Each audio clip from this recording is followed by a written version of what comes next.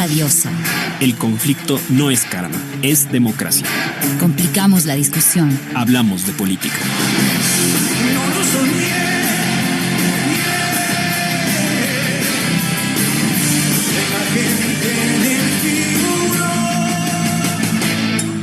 Hola con todas y todos, bienvenidos a Frente Radiosa, un espacio que, como lo decimos semana tras semana, está comprometido con debatir y agitar la política. Soy Yura Serrano y hoy acompañaré en la conducción junto con Isabel Díaz.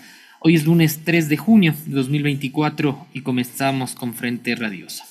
¿Qué tal, Yura? ¿Cómo estás? Un abrazo y aprovecho para recordar a todos quienes nos escuchan que estamos en vivo a través del dial de Radio Pichincha 95.3 FM y 94.5 para el noroccidente de la provincia, así como también para Santo Domingo y para parte de las provincias de Esmeraldas y Manabí.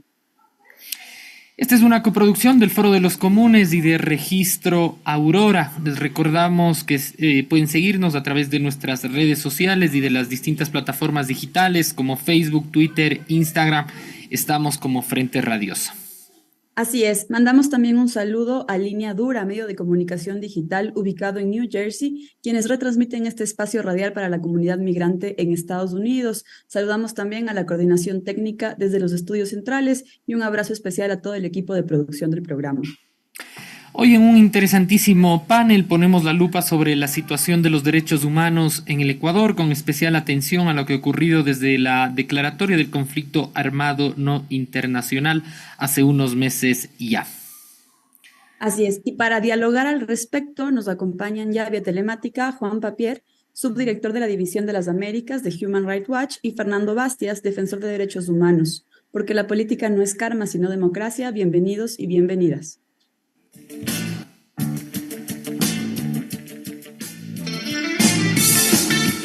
Política de frente, porque la política es cambio y conflicto.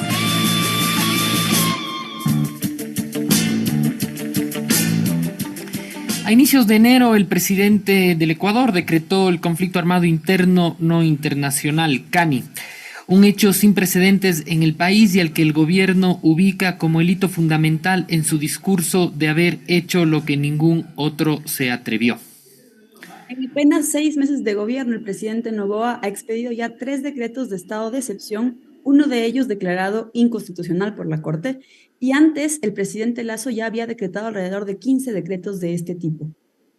La Corte Constitucional, frente a la declaratoria del conflicto armado no internacional y más recientemente en abril ante el decreto de estado de excepción, uno de los mencionados, que pretendía el gobierno declarar en algunas provincias, señaló que este no había justificado la configuración de la causal de conflicto armado interno. En este periodo se habrían detenido además a más de 13,000 personas. El informe de Human Rights Watch menciona que no solo habrían sido detenidas de modo ilegal, sino que algunas de ellas habrían sido sometidas a violencia física. Con todo lo dicho, varias son las interrogantes que aparecen y preocupan. ¿Qué implicaciones en términos generales ha tenido el decreto 111 para el país?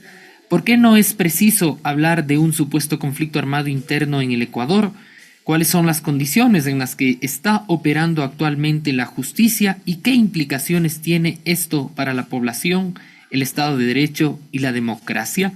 ¿Es la militarización la vía para la crisis de seguridad que vive el país? ¿Están las Fuerzas Armadas entrenadas para las tareas que están llevando a cabo?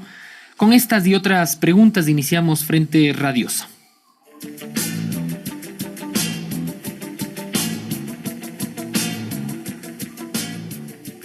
Luego de esta breve introducción, damos nuevamente la bienvenida a nuestros invitados, Juan Papier y Fernando Bastias. Quisiéramos darles la palabra y para iniciar hacerles una pregunta bastante amplia, introductoria, y preguntarles sobre su lectura en cuanto a las implicaciones que consideran tiene o ha tenido este decreto para el país. ¿Podemos hablar de un antes y un después del decreto 111?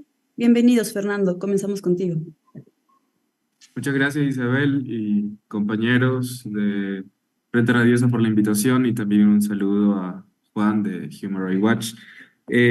Yo no me atrevería a decir que hay un antes y un después en materia de combate a la criminalidad, pero sí podría atreverme a decir que hay un antes y un después en materia de indicadores de violaciones a derechos humanos.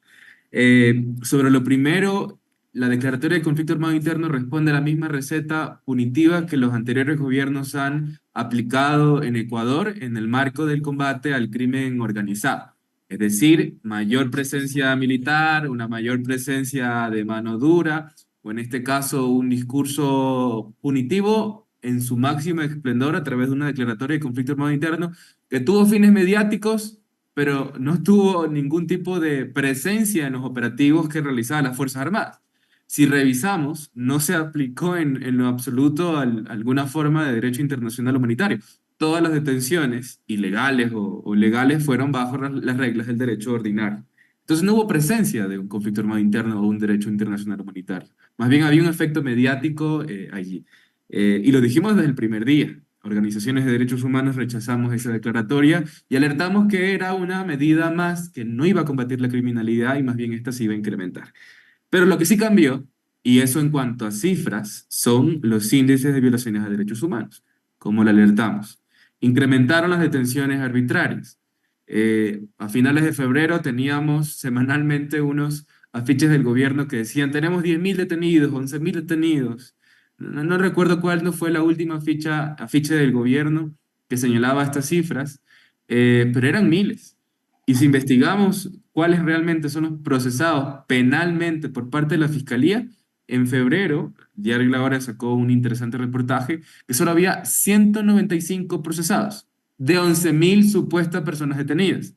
Entonces, esas otras o eran personas detenidas ilegalmente o nunca hubo detenidos o los detuvieron y los liberaron porque era parte del show. O sea, hay algunas preguntas que hasta ahora el presidente no ha logrado transparentar y es grave porque lo que no transparenta en este caso no es cualquier cosa, es una política de combate a la criminalidad, algo que es urgente en la población ecuatoriana.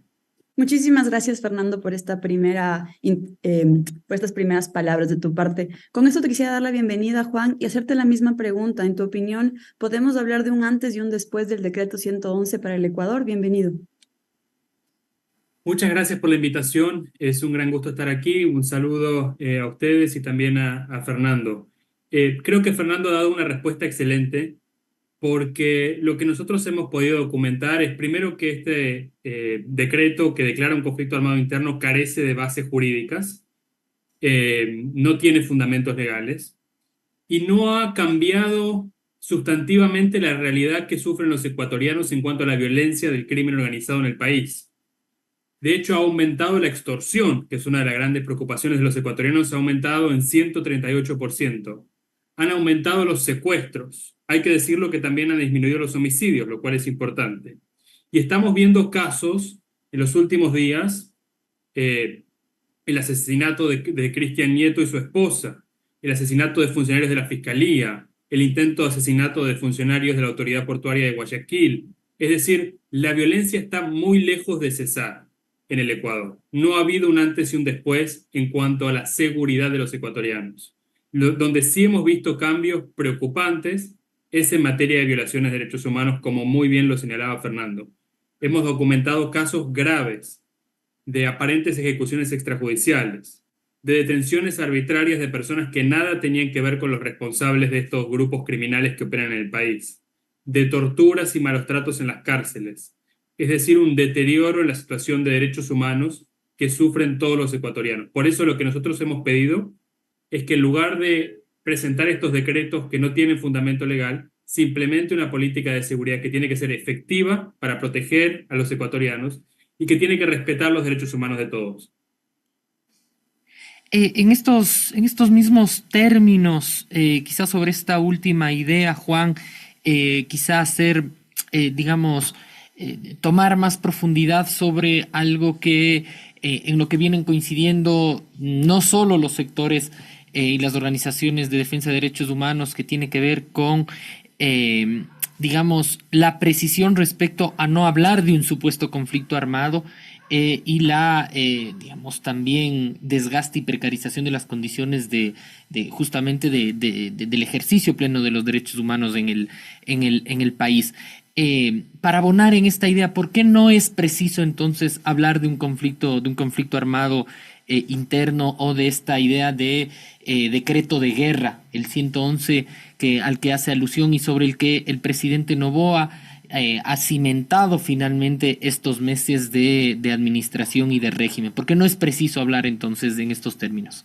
Mira, desde el punto de vista del derecho internacional, para que haya un conflicto armado interno tienen que cumplirse dos requisitos. Tiene que haber cierto nivel de hostilidades, de enfrentamientos entre las fuerzas estatales y las fuerzas no estatales, y esas fuerzas no estatales, segundo requisito, tienen que tener cierto nivel de organización interna, es decir, una estructura de mando, una cadena de mandos clara con sus miembros, etc.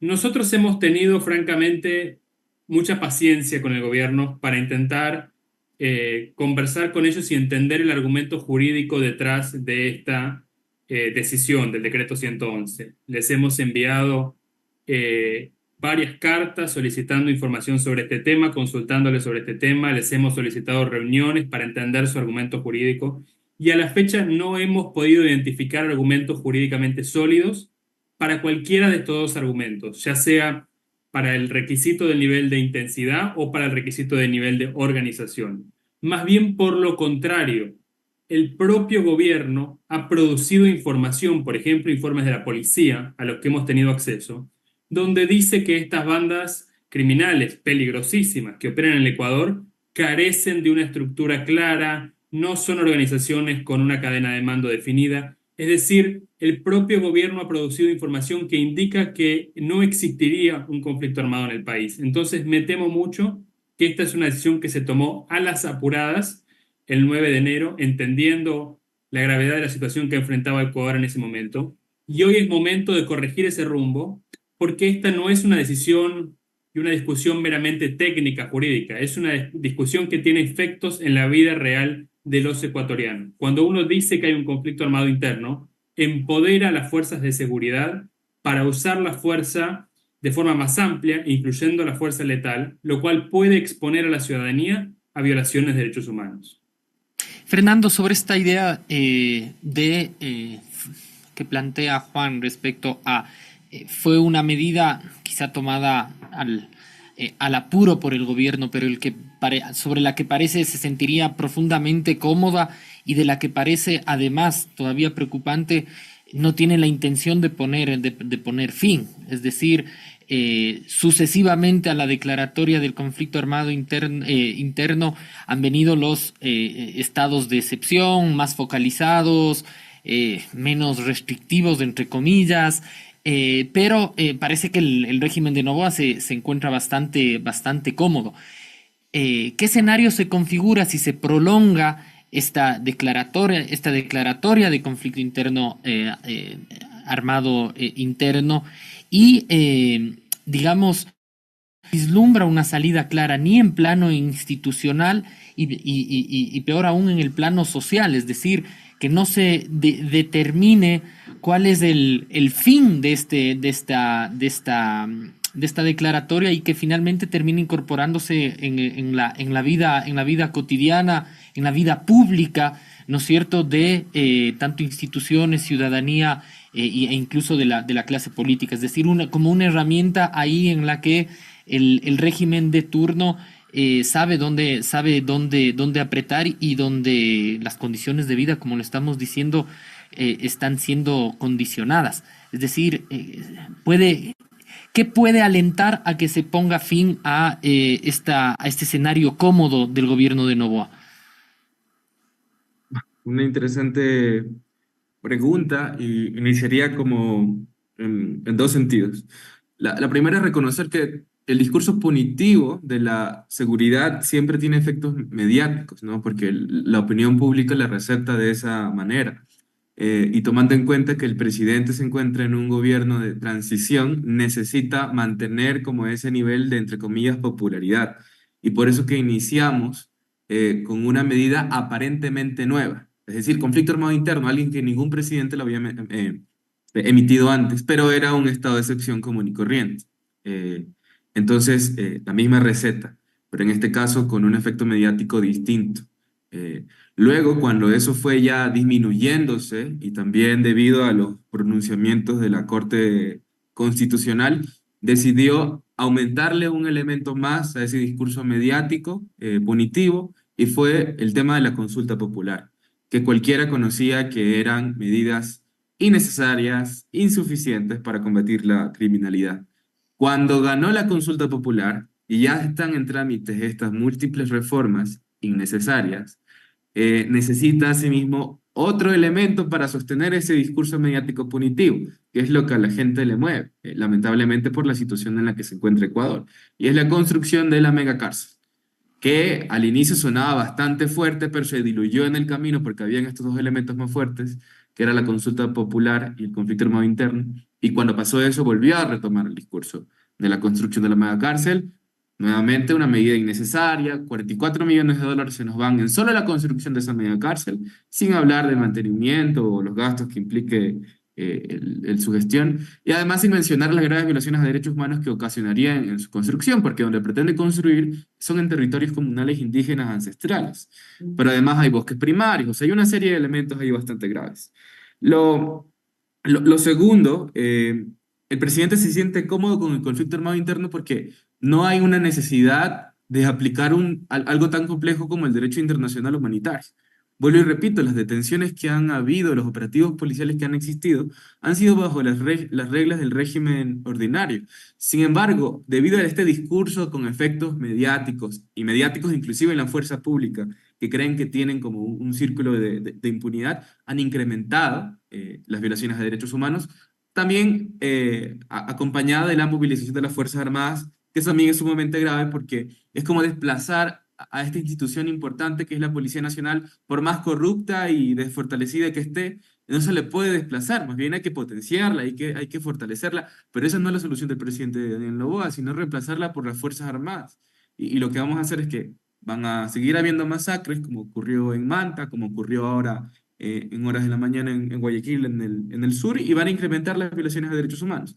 Y eso es un escenario cómodo para el presidente, porque él tiene claras sus intenciones, y es ganar hasta el 2025, ganar, sostener esa popularidad y ese efecto mediático hasta el 2025, para nuestro parecer.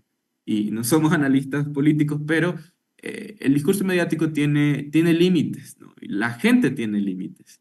En algún momento se va a cansar de escuchar lo mismo y seguramente va a haber una respuesta o una exigencia distinta a las que ya ha venido exigiendo. Importante esto que mencionas, de hecho se ve ya constantemente en redes sociales, al menos como hay una impugnación ciudadana a este discurso que quisiera vender a un país en el que vivimos en seguridad y otros tantos cuando no es la realidad de la mayoría de los ecuatorianos en las calles. Quisiera quedarme con esta noción que mencionabas en el sentido de que, ok, estamos hablando de este decreto de guerra, por así llamarlo, pero el cual se monta sobre una serie de estados de excepción previos. Y desde ahí preguntarles cuál es el riesgo de gobernar constantemente bajo estados de excepción. Quizás si nos abstraemos un poco y lo vemos en el plano regional, de alguna manera nos acercamos al caso de El Salvador con Bukele, en donde llevan más o menos 2 años consecutivos de vigencia de régimen de excepción. ¿Qué consecuencias tiene esto para la vida pública, para la oposición y para la ciudadanía en general? Juan.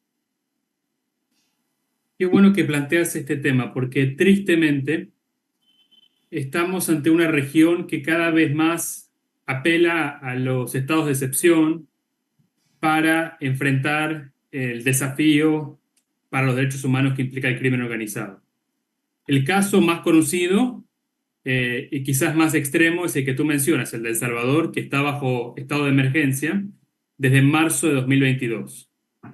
Pero también hay otros casos. Honduras ha tenido varias zonas del país bajo estado de excepción.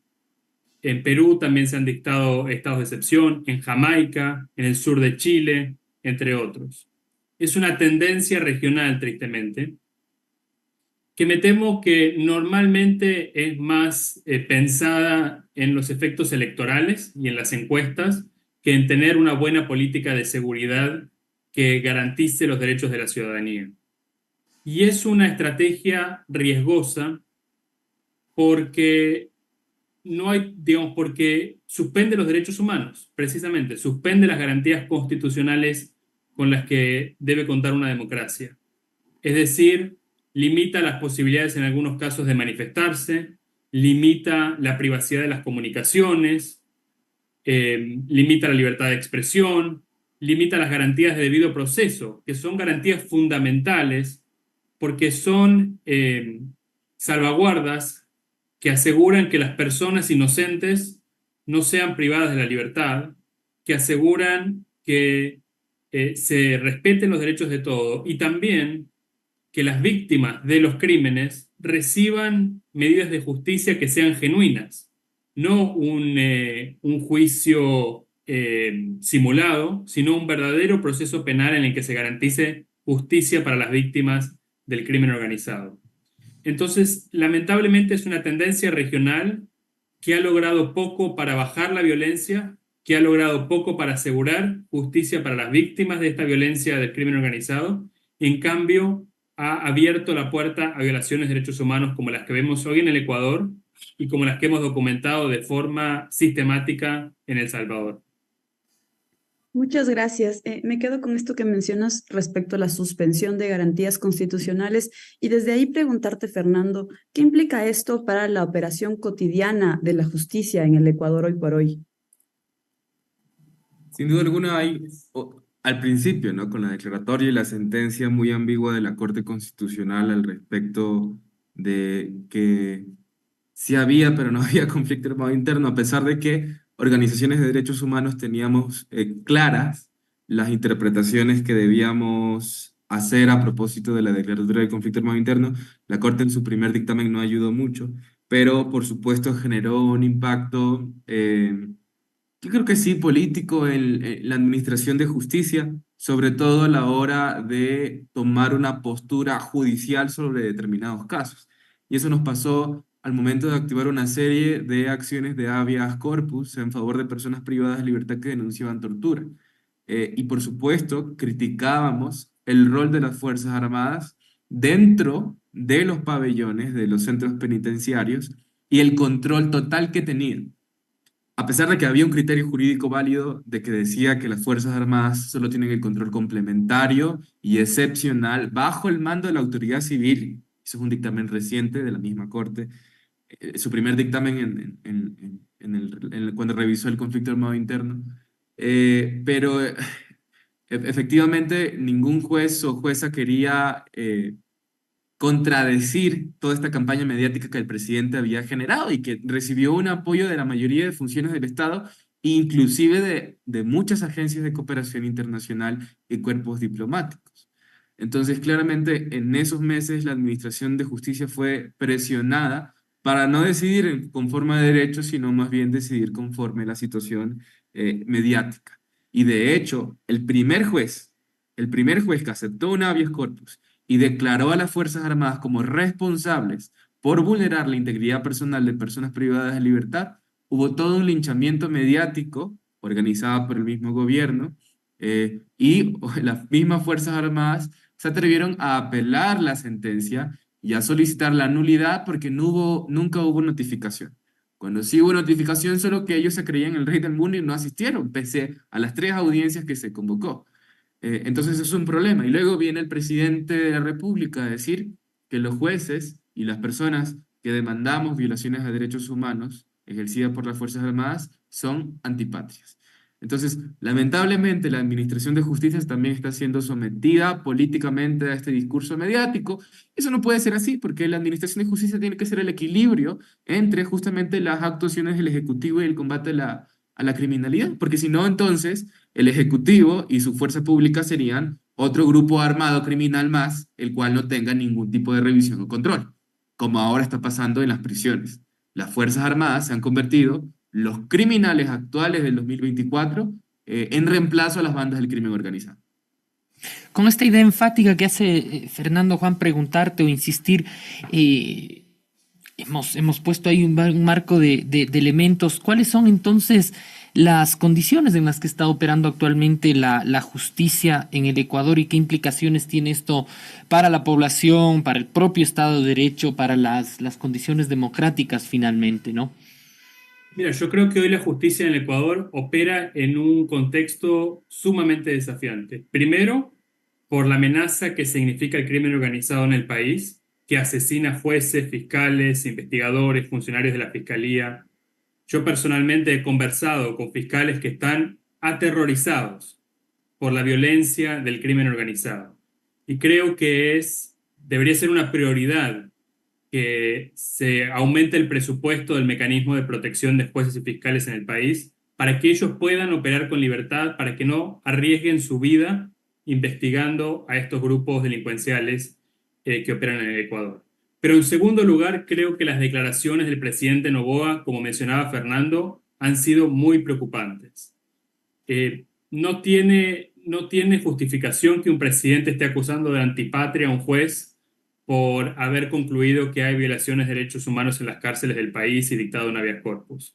Eso no tiene justificación alguna, es una pésima señal.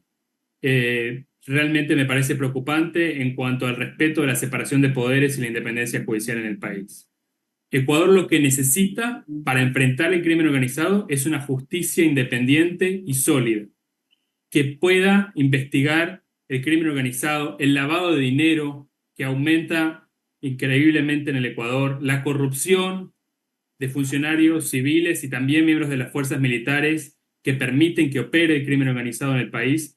Y eso no se logra acosando y maltratando a los jueces con este tipo de declaraciones. Eso se logra apoyando a los funcionarios honestos y profesionales en el Poder Judicial y dándoles más herramientas para ir frente al crimen organizado. Nosotros creemos que hay que tomar medidas, por ejemplo, para crear un cuerpo de investigación dentro de la Fiscalía, para proteger a los jueces y fiscales. Creo que hay que respaldar a la Corte Constitucional, que durante los últimos años ha tenido un rol de liderazgo en el país para la protección del Estado de Derecho. Creo que esos son medidas esenciales para proteger la democracia, el Estado de Derecho en Ecuador y también para enfrentar el crimen organizado.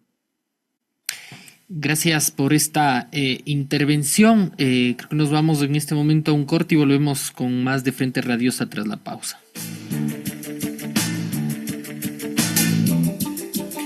Con el recordatorio de que nos sigan todos los lunes a las 18 horas por Radio Pichincha, volvemos con este programa en el que estamos debatiendo fundamentalmente por las condiciones de los derechos humanos preocupantes en el marco del conflicto armado interno decretado por el presidente Noboa hace algunos meses en el país. Quisiéramos volver en la discusión con varios de los elementos que han sido discutidos y con Fernando Bastias respecto a, hacíamos alusión hace un momento sobre el preocupante informe de Human Rights Watch respecto a las condiciones de los privados de libertad. Pero también se menciona el caso de una presunta ejecución extrajudicial, el caso de Carlos Javier Vega, de 19 años, quien habría sido asesinado por soldados por una falsa acusación de terrorismo. En el marco que hemos descrito hasta ahora, ¿es posible pensar en justicia y reparación para este caso y el de su primo, de Javier y Eduardo, que fuera herido bajo las mismas circunstancias? ¿Cómo tratar esta compleja, difícil situación que atraviesa el país?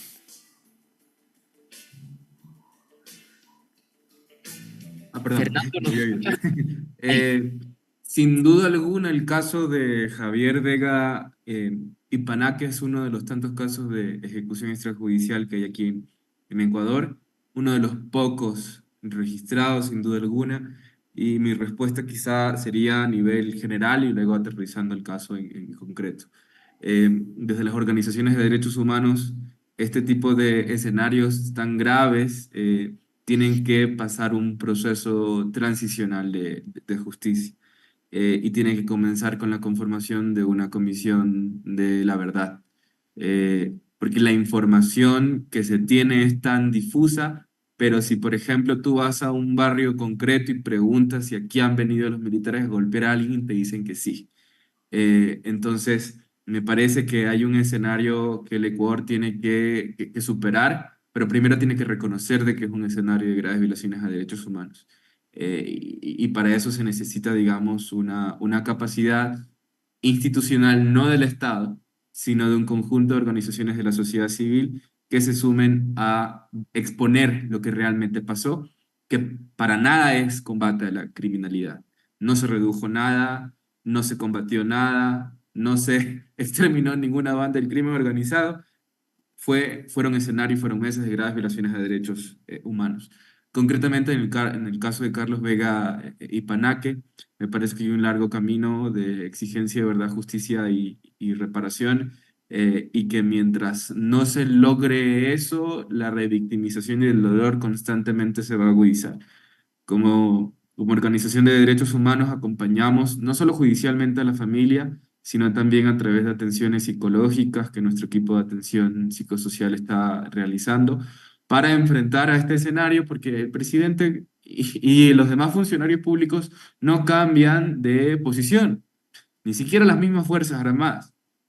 Ese tweet o esa publicación en Instagram, donde las Fuerzas Armadas dijo que Carlos Vega y Panaque era un terrorista que fue abatido, sigue su vida allí.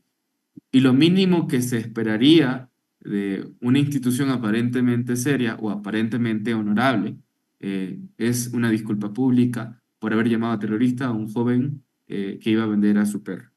De ahí el proceso penal y el investigativo tendrá que retomar su curso, no solamente para responsabilizar a las personas individuales que no acataron los estándares del uso legítimo de la fuerza, sino también a quienes pretendieron encubrir esto como un operativo más de terrorismo. Y hay múltiples responsabilidades y todo forma parte del proceso de verdad, justicia y reparación.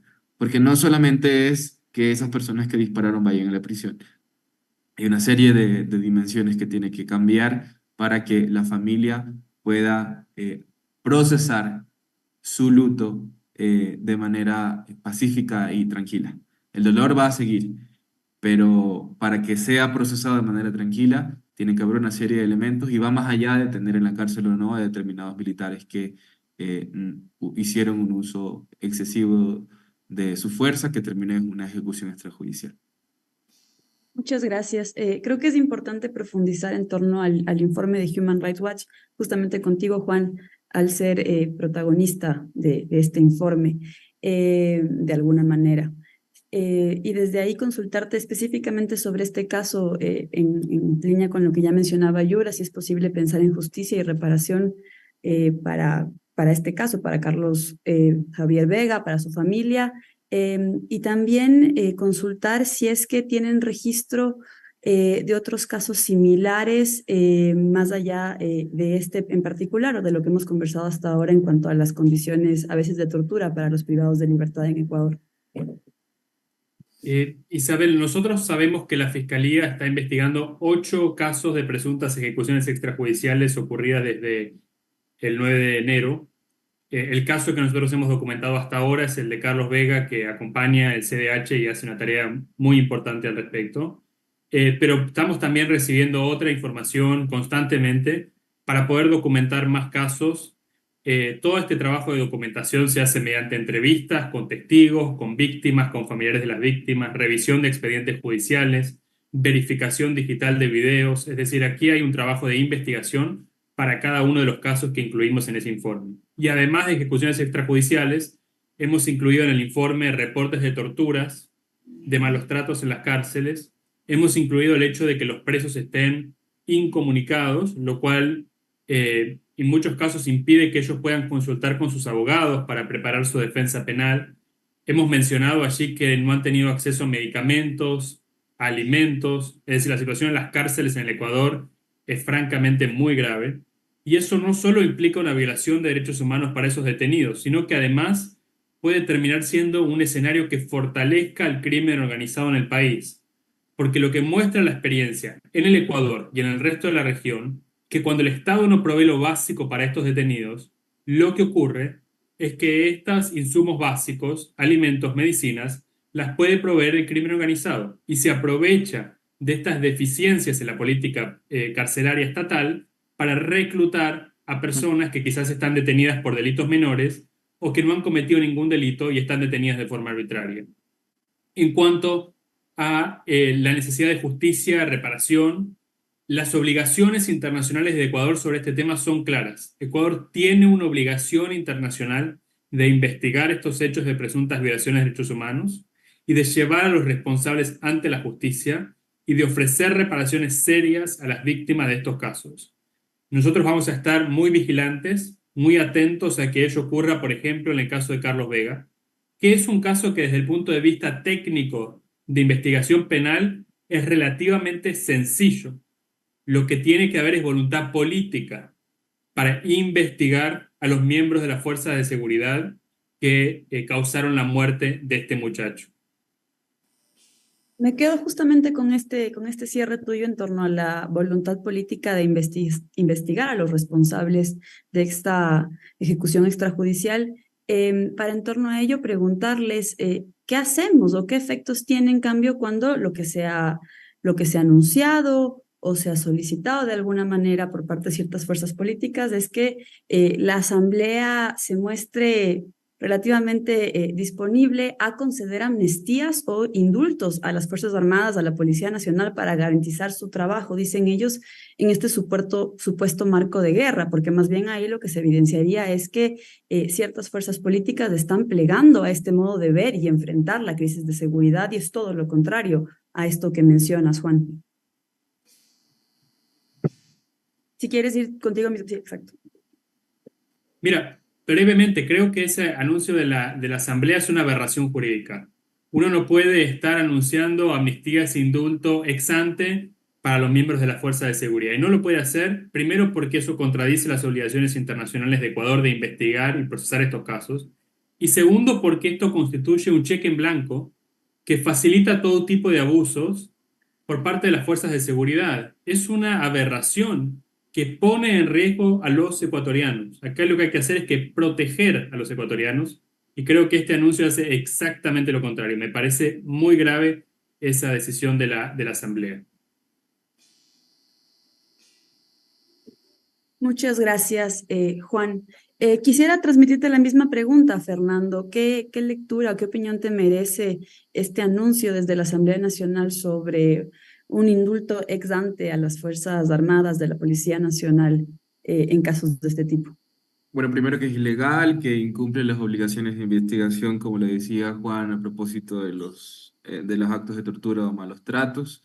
Y lo segundo, que evidencia cómo ni a la Asamblea ni al Ejecutivo eh, le interesa que la fuerza pública haga su trabajo de manera técnica, responsable y real.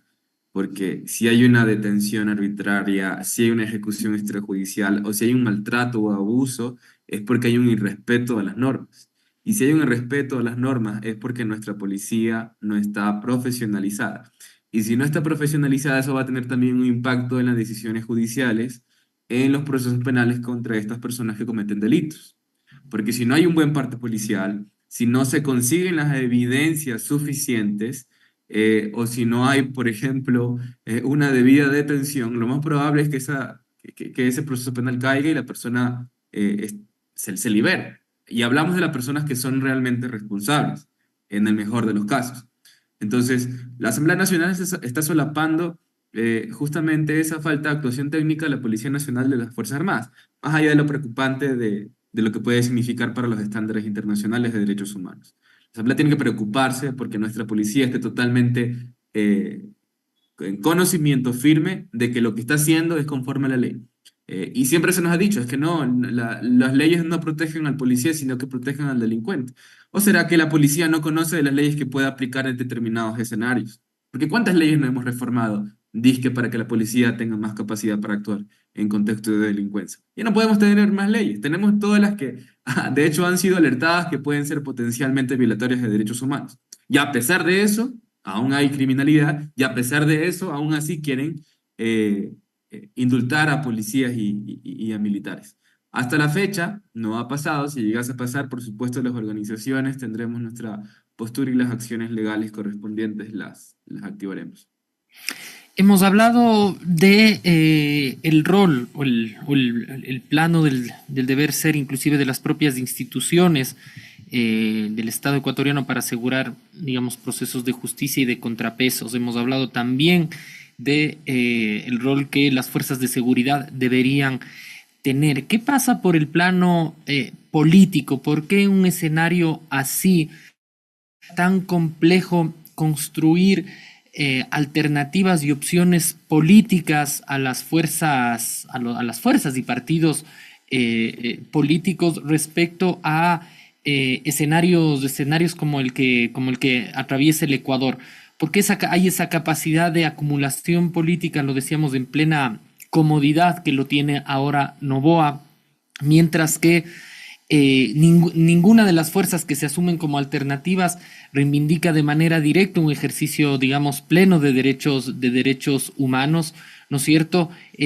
Cuando, digamos, las pistas dan cuenta de que el discurso de construir un enemigo interno, incluso con las fuerzas políticas que osen declarar alerta sobre lo que está ocurriendo es el pan de cada día, finalmente. Es decir, pasamos de llamar los grupos de delincuencia organizada a terroristas, y cualquier exceso está, digamos, casi que contemplado en el ejercicio pleno de las fuerzas de seguridad. ¿Por qué es tan difícil sostener una agenda política que reivindique derechos humanos y que a la vez sostenga y respalde esto que ha dicho Fernando, por ejemplo, de profesionalización de las fuerzas de seguridad, independencia judicial, ¿no es cierto?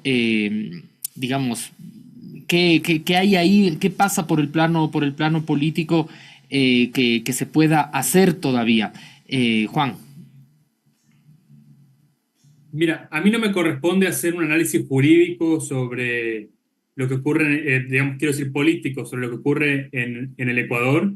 Me corresponde sí análisis jurídicos desde el punto de vista del derecho internacional de los derechos humanos. No voy a evaluar las decisiones políticas que hace cada bancada en la asamblea o cada grupo político en el país. Sí creo desde el punto de vista regional que lo que tenemos en muchos países es populismo en materia de seguridad. Una tendencia a ofrecer unas soluciones que pueden parecer muy sencillas, que pueden parecer atractivas al público, pero que en realidad no dan respuesta a los problemas de la ciudadanía y más bien por el contrario, terminan por exponer a esa propia ciudadanía a todo tipo de atropellos por parte de las fuerzas de seguridad. Lamentablemente esa ha sido una tendencia regional que es común en la región en los últimos años y que ha traído graves violaciones de derechos humanos en buena parte del continente. Fernando, en los mismos términos, digamos, esta invitación permanente, este llamado permanente inclusive de las propias organizaciones defensoras de derechos humanos, que no es un llamado al viento, que es a sujetos, que es a quienes ejercen el poder, que es a quienes construyen la agenda pública. Finalmente, el resultado de esta interrogante anterior que hacía Isabel en relación al juego de la asamblea es porque hay un campo político y de discurso y de relato y de ideas que está siendo ocupado y que casi se está convirtiendo en hegemónico por la versión oficial. A lo que quiero ir es: ¿por qué es tan fácil la construcción de relatos y de una práctica política y pública en los términos que planteaba Juan? Es decir, punitivista, esto que se llama populismo penal, ¿no es cierto? Esta salida de este llamado finalmente a la mano dura, ¿no? ¿Por qué cuesta tanto a opciones políticas que se llaman alternativas a este ejercicio reivindicar plenamente los derechos humanos, a la vez que exigir justicia, institucionalidad, combate a la delincuencia y tal? Parecería que o es lo uno o es lo otro, o se combate el crimen organizado o se defienden los derechos humanos. Es quizá una encrucijada no tan cierta. Tienes la palabra. Justo esa encrucijada es lo que se ha promovido en muchos espacios, digamos, de discusión, ¿no? O protejo derechos humanos o me encargo de la seguridad, cuando la crisis de seguridad es una crisis también de derechos humanos y es la consecuencia de un incumplimiento de obligaciones en materia de derechos humanos.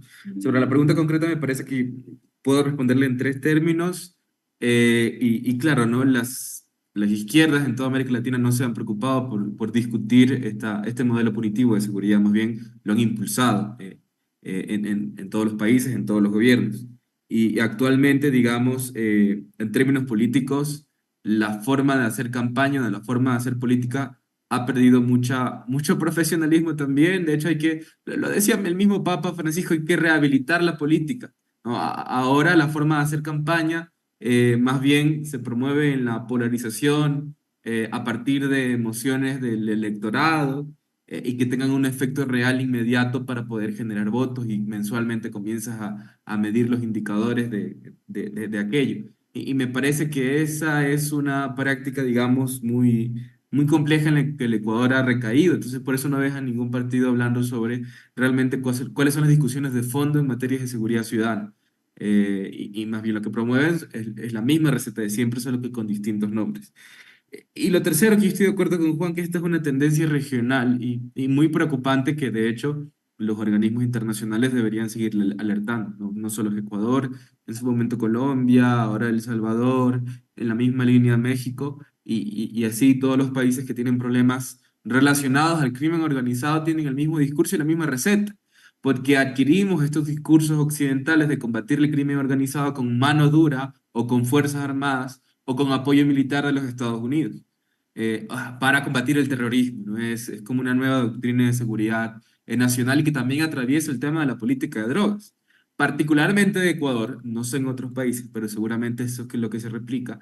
Nuestro único referente para el tema del combate al crimen organizado en las Naciones Unidas son el Comité contra el Terrorismo.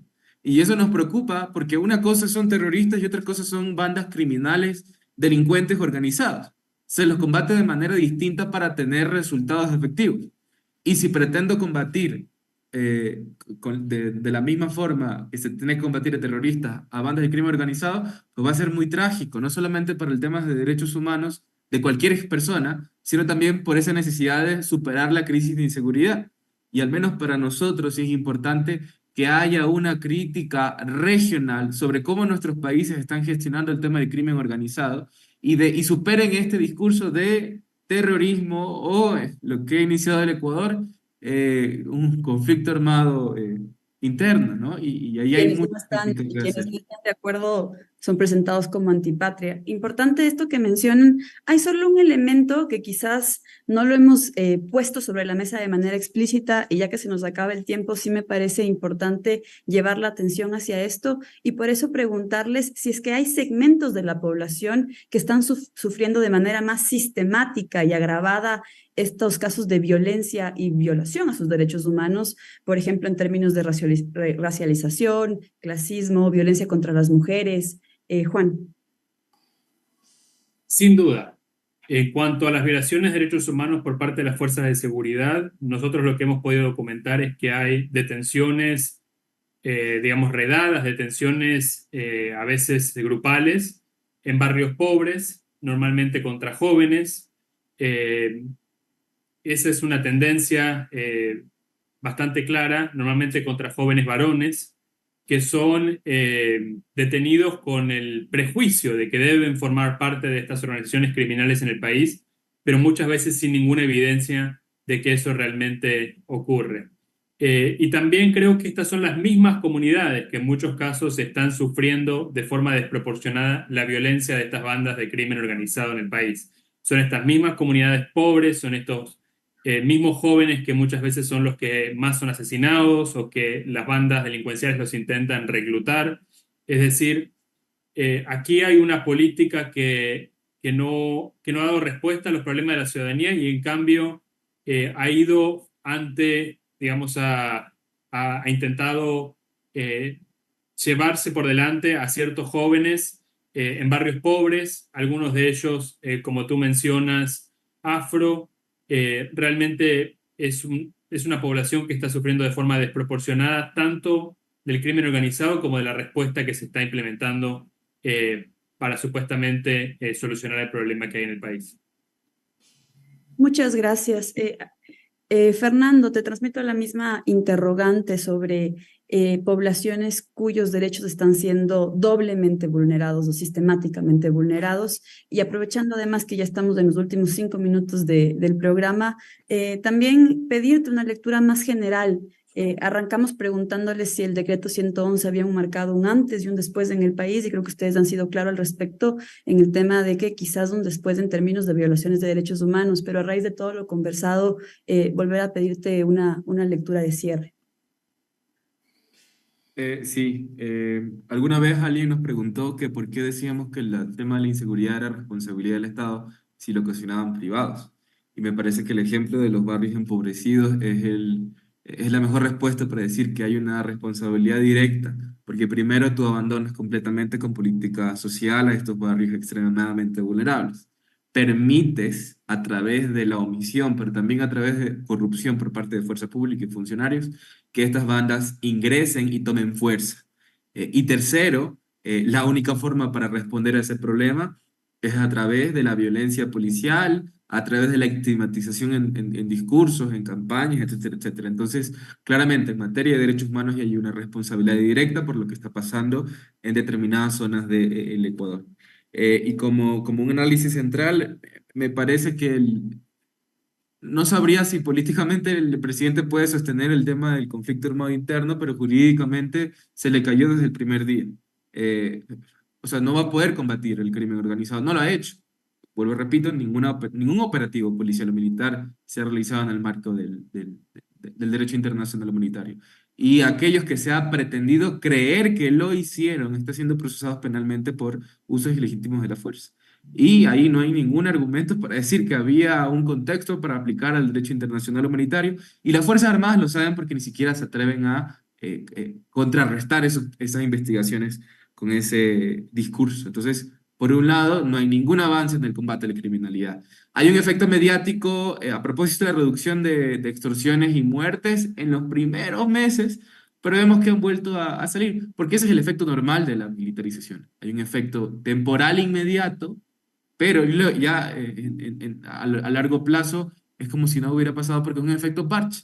Lo ocurrió en las prisiones, está ocurriendo en las prisiones y también está ocurriendo fuera. Y lo más grave es que nuestra gente sigue sufriendo y sigue siendo asesinada bajo este discurso del Estado de que todo está bien.